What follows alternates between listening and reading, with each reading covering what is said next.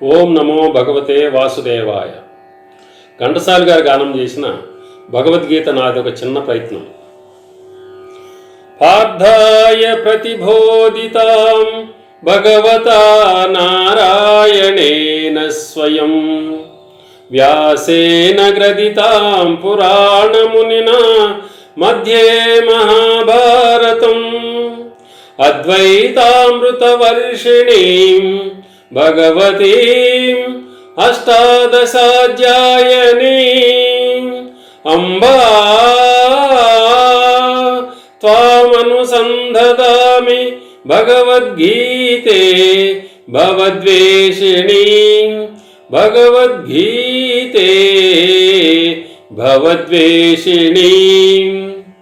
భగవద్గీత మహాభారతం యొక్క సమగ్ర సారాంశము. భక్తుడైన అర్జునుకు వనర్చిన ఉపదేశమే ఈ గీతా సారాంశము. భారత యుద్ధము జరగరాదని సర్వవిధములా భగవానుడు ప్రయత్నించను, కానీ ఆ మహానుభావుని ప్రయత్నములు వ్యర్థములాయను. అటు పిమ్మట శ్రీకృష్ణుడు పార్థునకు సారథి అయి నిలిచెను. యుద్ధరంగంన అర్జునుని కోరిక మేరకు రథమును నిలిపెను. అర్జునుడు ఉభయ సైన్యముల్లో గల తండ్రులను, గురువులను, మేనమామలను, సోదరులను, మనుములను, మిత్రులను చూచి హృదయము ద్రవించి, నకాంక్షే విజయం కృష్ణ నచ రాజ్యం సుఖాని చ కిం నో రాజ్యేన గోవింద కిం భోగైర్జీవితేన వా కిం భోగైర్జీవితేన వా. స్వజనమును చంపుటకు ఇష్టపడక నాకు విజయము వలదు, రాజ్యసుఖము వలదు అని ధనుర్బాణములను క్రింద వైచి దుఃఖితుడైన అర్జునుని చూచి శ్రీకృష్ణ పరమాత్మ, అచోచ్య నవ్యచోచత్వం ప్రజ్ఞావాదాంశ భాససే గతాసు నగతాసూంచ నాను చోచంతి పండితాః నాను చోచంతి పండితాః. దుఃఖింపదగిన వారిని గూర్చి దుఃఖించుట అనుచితం.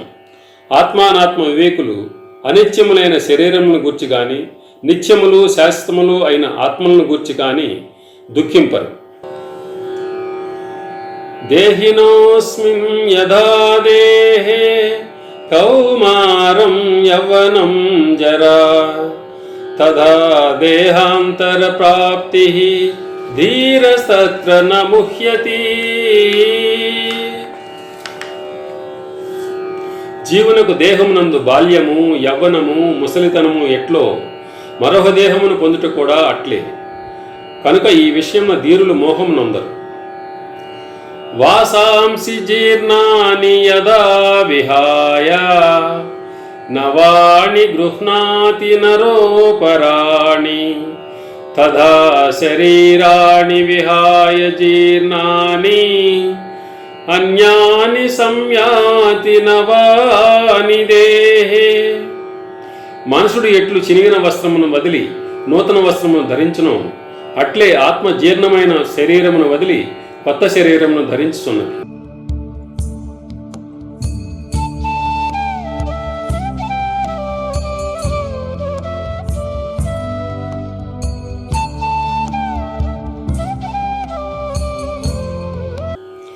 పార్థాయ ప్రతిబోధితాం భగవతా నారాయణేన స్వయం వ్యాసేన గ్రథితాం పురాణమునినా మధ్యే మహాభారతం అద్వైతామృతవర్షిణీం భగవతీం అష్టాదశాధ్యాయనీం అంబా త్వామనుసంధదామి భగవద్గీతే భవద్వేషిణీం భగవద్గీతే భవద్వేషిణీం. భగవద్గీత మహాభారతం యొక్క సమగ్ర సారాంశము. భక్తుడైన అర్జునుకు వనర్చిన ఉపదేశమే ఈ గీతా సారాంశము. భారత యుద్ధము జరగరాదని సర్వవిధములా భగవానుడు ప్రయత్నించను, కానీ ఆ మహానుభావుని ప్రయత్నములు వ్యర్థములాయను. అటు పిమ్మట శ్రీకృష్ణుడు పార్థునకు సారథి అయి నిలిచెను. యుద్ధరంగంన అర్జునుని కోరిక మేరకు రథమును నిలిపెను. అర్జునుడు ఉభయ సైన్యముల్లో గల తండ్రులను, గురువులను, మేనమామలను, సోదరులను, మనుములను, మిత్రులను చూచి హృదయము ద్రవించి, నకాంక్షే విజయం కృష్ణ నచ రాజ్యం సుఖాని చ, కిం నో రాజ్యేన గోవింద కిం భోగైర్జీవితేన వా, కిం భోగైర్జీవితేన వా. స్వజనమును చంపుటకు ఇష్టపడక నాకు విజయము వలదు, రాజ్యసుఖము వలదు అని ధనుర్బాణమును క్రింద వైచి దుఃఖితుడైన అర్జునుని చూచి శ్రీకృష్ణ పరమాత్మ, అచోచ్య నవ్యచోచత్వం ప్రజ్ఞావాదాంశ భాససే, గతాసు నగతాసూంచ నాను చోచంతి పండితాః, నాను చోచంతి పండితాః. దుఃఖింపదగిన వారిని గూర్చి దుఃఖించుట అనుచితం.